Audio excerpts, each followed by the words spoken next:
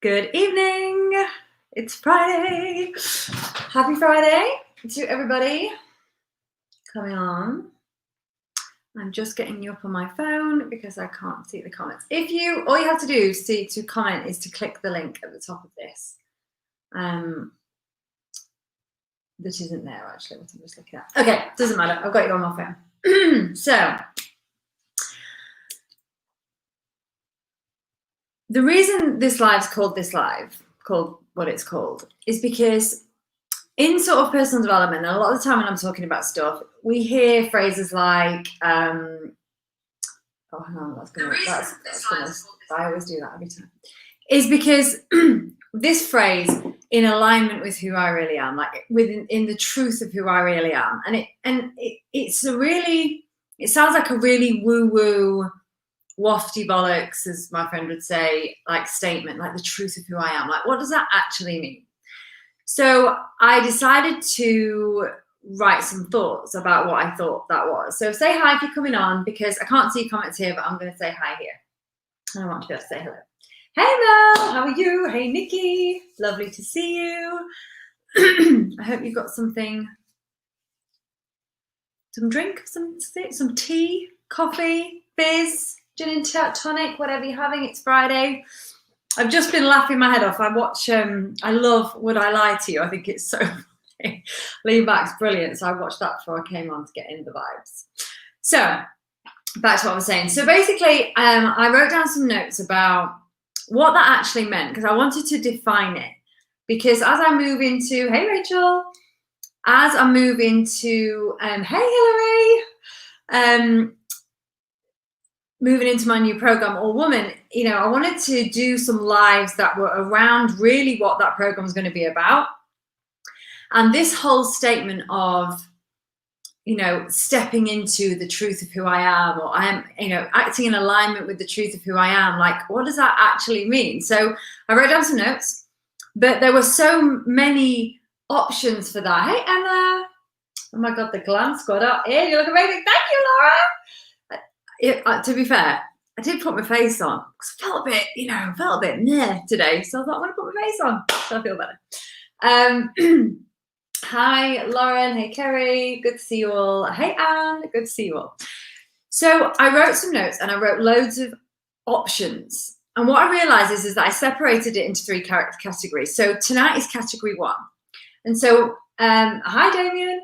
Most of you know that the stuff I talk about tends to be related to life, love, and business. Most of the time I talk about life stuff.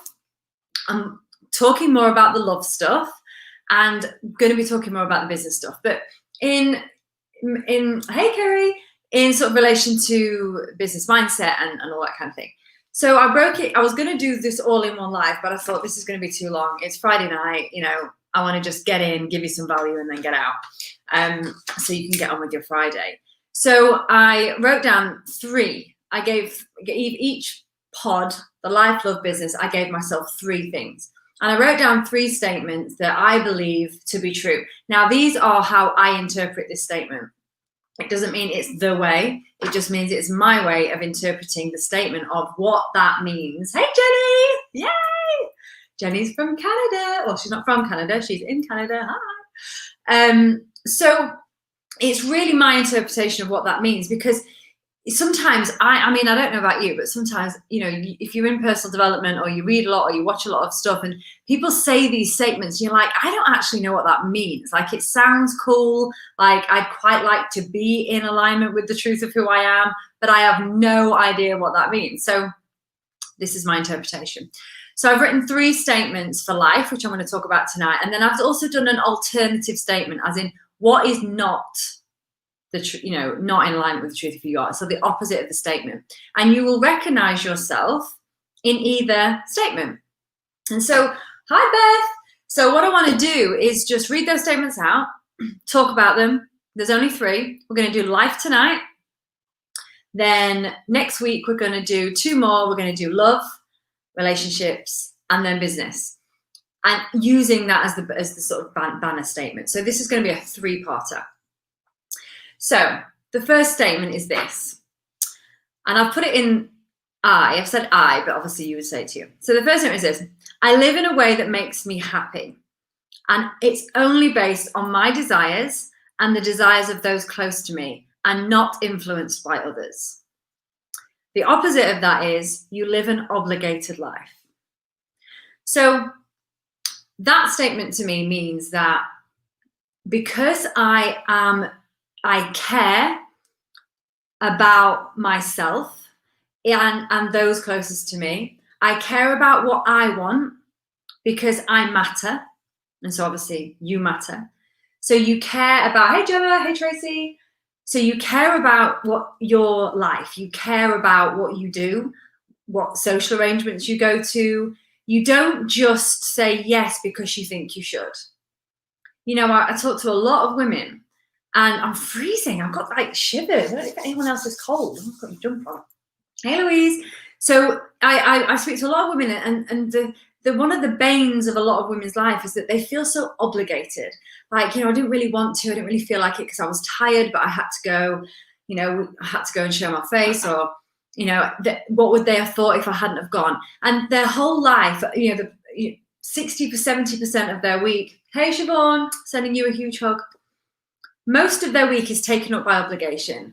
I've got to do this, I've got to do that, I've got to do that. And they come to the bottom of the pile, which leads to one of the later statements. But when you're in alignment, as in you are acting in alignment with how you feel, what you want, or what's important to you, what your desires are, how you want to live, what you want to say yes and no to. When you do that, you put your desire and the desire of those closest to you, i.e. kids and partner, first. That, to me, is representative, just one point, of somebody who owns their life, like says, this is, hey Karen, Emma, I hear you, obligated to the max over here. Exactly. I'm going to talk a little bit more about that in a minute.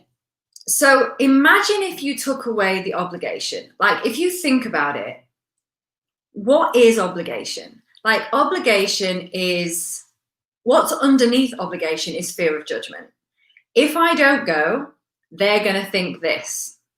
If I don't go, don't do the thing, whatever it is, they are going to be mad at me. They are going to think less of me. They are going to be upset. They are going to feel let down. They're going to be disappointed.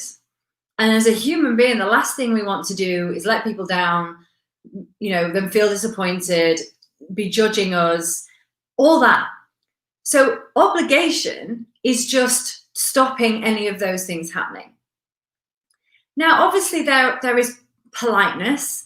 There is, you know, certain things that, you know, as a functioning woman, that it's a good thing that we do because it nurtures our relationships. That's a very different thing to doing something you're obligated to do, especially if it's social. If you're absolutely knackered, you've had a really busy week, and you go to the, you know, just the thing you feel obliged to go to, but you don't really want to go. Like, why are you going to that? Because you're obligated and because you're fear of judgment and all the things I just said. So, second statement, they all tie together at the end. Second statement, I know how to look after myself, and I prioritize myself regularly to make sure I feel good for those that I care the most about. So this comes into the self-care realm. And again, I talk to a lot of women, and even the thought, there is so much generational societal shame attached to putting yourself first. And I have seen conversations on here. I've seen, you know, people going live talking about this, and the comments, you know, if you're a good mother, you put your kids before anything. Hey Donna, hey Bridget, you know, the mother shame thing is huge. And the very thought that, you know, we are taught to be selfless, you know, being called a selfless woman is the highest accolade we could ever wish for. But the way I see it and the way I've learned is that the more depleted I am as a woman, the more tired I am, the less time I take for myself, the less time I prioritize time for me, the less I am able to be the best version of myself for the people that I love. So if my kids are being tested and I'm knackered, not taking any time for myself, not prioritize myself in any way, then who gets the brunt of that frustration? The children, the husband, the partner, whoever. So somebody who values themselves and, you know, valuing yourself and your time and your being, to me, is the baseline of alignment with the truth of who you are. And the bit that says the truth of who you are is that underneath everything, we are a human being, obviously, with needs, with a certain amount of energy, with attention, desires. We are all that. And so all the other stuff is just the stuff layered around it. So if I know that if I respect the fact that I'm a human being with desires and needs and wants and a certain amount of energy and just all those things, then I am going to recognize that in order to be that to the best of my ability, I'm going to have to take care of myself in a certain way. That makes sense. The opposite of that is I put everybody first and never take time for me. And if I had £1 for every woman when I introduce the concept, when we first meet, or, you know, if they're new to this kind of thing, I introduce this concept of putting themselves first above all people. And I'm not talking about, you know, if your child ran into the road, not running after them. That's not what I mean. What I mean, obviously, what I mean is prioritizing your energy. Like, how do I fill my cup in order for when the cup runneth over, as Oprah says, she's like, my cup runneth over. What's in the cup is for me. What runneth over is for everybody else. But you cannot feed from an empty cup. You cannot nurture. You cannot love. You cannot give. You cannot be supportive. You can't be a good listener. You cannot be the real incredibleness of who you are if your cup is empty, because there's no room for anybody else, and there's no energy for anybody else, and there's no attention for anybody else if your cup is depleted. So if you're the type of person who always puts everybody before themselves, and you label that as being a really good person, then I encourage you to change your perception about what that whole thing means. Because I hear people say all the time, oh, you know, and I know people who they bend over backwards for everybody, and that you've got one of those people in your life, one of those people who, she'll do it. Ask her, she'll do it. And it becomes part of their identity, and a part of their identity they're really proud of. And it's lovely to do things for other people. I love doing things for other people. But we have to have a boundary to which I want to do this for you. But if I do this for you, hey Laura, hey Tracy, if I do this for you, it taketh from me. And if it takes from me, especially if that thing, the person that's asking you to do the thing, is outside of your circle of trust, right? Outside of your inner circle. If what you're asking me to do, I'd love to do it for you, but if what you're asking me to do takes away from me, my energy, and therefore takes away from the energy I have to give to the people I care about the most, then there has to be a question. And my rule of thumb has always been with this. I ask myself, is it 3 questions or 4? Can I do it? Do I have the capability to do it? Can I do this thing that I'm being asked to do? Do I want to do it? And if I say no to doing it, will it negatively affect the person that's asking me? And if the question to any of those is no, then I'll say, I'd love to help you out. I really would, but I can't on this occasion. And it's amazing when you start to say no to things that people go, oh, okay, no worries. And they'll either do it themselves or find somebody else. So acting in alignment with the truth of who you are. The truth of who you are is a valid, worthy human being that only has a certain amount of resources available to them. And if they are acting in alignment with the truth of that, then they put themselves first and they prioritize themselves. Hi, Jane. Lovely to have you on. Hey, Linda. Oh, I've not seen you for ages. And yes, Laura, it's super empowering when you do that. Okay, last statement. I own my strengths and my weaknesses. I am comfortable with the mistakes of the past, and I no longer use them as a reason to behave in a way that repeats the past outcomes. Bit of a deep one, this. The opposite to that is I am held back by the mistakes of the past, and I make decisions based on that evidence. So I kept this one as the last one because, and this is where I'm going to get a bit deep now. Get ready. I'll put a little crystal here. Look. Is that, hi, Christina. Good morning. Christina's in Australia. Good morning. Good day. I'll not do it. At the core of who you are is just love.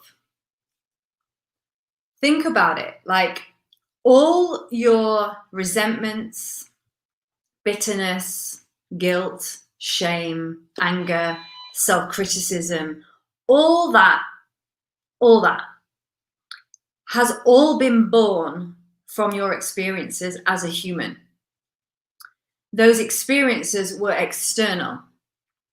And when those experiences happened, what we did is we made it mean what we made it mean in the moment, and we made it the truth. I'm not very good at this. I'm a bad person.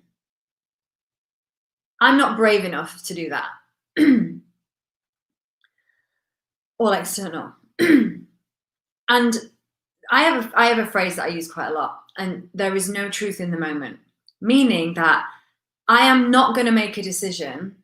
Hey, Nicole. I am not going to make a decision about this situation, if it's a challenge, until I've had time to respond in a way that operates from my core, which is to see people with love, to assume that whatever is going on, whatever is being played out from this human,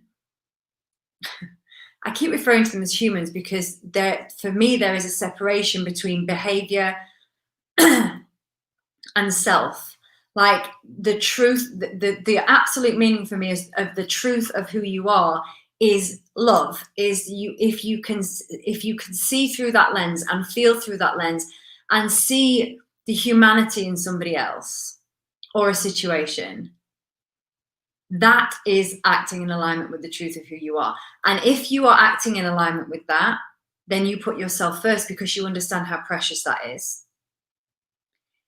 You do things that make you happy. You do things that align, because, you know, it's no secret that you get the most energy when you're enjoying something. And so if I'm going to charge myself, if I was like a battery, if I was going to charge myself, and the thing that charges my life the most is joy, happiness, love, connection, making an impact, making a difference. If they're the things that light me up, if they're the things that charge my batteries, and I choose not to do them, then I am not living in alignment with the truth of who I am. Because we are all so different, and we all take connection and inspiration and fire and light from different things. Some people are into fishing. Some people are into football. Some people are into whatever you are into. And sometimes one of the most difficult things when I speak to a woman is that they don't know what that is. They have no idea what makes them happy. The only answer they can give me is their kids. And that's granted, of course. They drive us crazy, but we wouldn't be without them because we adore every inch of them. So, but I said, what about you? Like, what makes you happy? And for a lot of women, they have got to the point where they're just like, they are so disconnected from that, i.e. because they spend most of their life doing everything for everybody else. They spend most of their life prioritizing everybody else apart from them. They live an obligated life. They don't do what they want because they let it go, because they felt that they had to do, especially if they're mums, that what I want doesn't matter anymore. What lights me up doesn't matter anymore. And then what happens a lot, and it happens to everybody at some point in some degree, is you get to a point when you're just like, this isn't enough. I love my life. I love my partner. I love my family, but something feels off, like something is missing. And what happens a lot of the time is then a big change is made that necessarily isn't the right thing to do, but we look for the external thing. What is it externally that is the thing that I need to change? Is it my partner? Is it my job? Is it my career? They look externally, but the answer is within. Because if a woman learns who the truth of who she is, that doesn't make sense, but you know what I mean?